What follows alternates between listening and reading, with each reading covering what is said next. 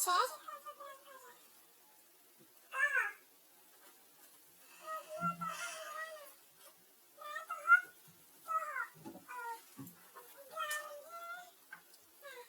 Můžete být ticho.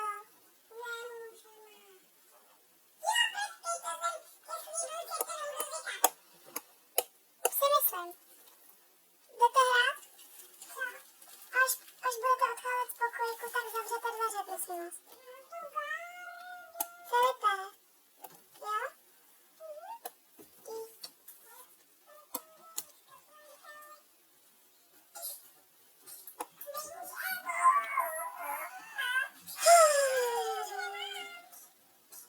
Tak to je super. Zavři, Kubiku. Kubiku, zavři, jo?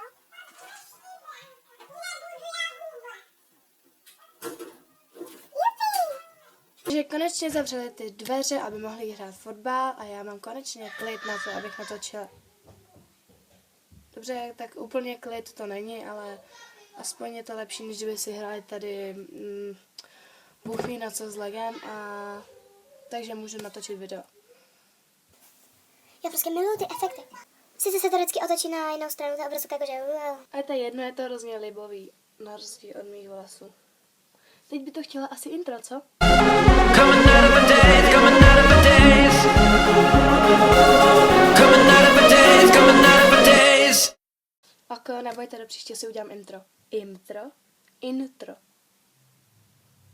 Chápete, ne? Sorry, že koukám takhle, já vím, že ta webkamera je tady, jenomže mě prostě nutí si koukat na to, jak při tom jako vypadám.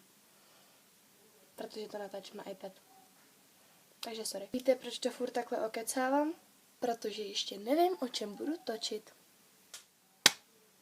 Takže uděláme takový random video. A jinak ahoj, přezdívám se Adele London.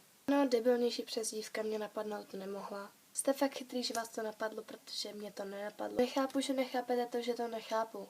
A žádný ilumináti v tom roli nehrají. Děláme si tag o mých CDčkách. Bude to takový mini tag.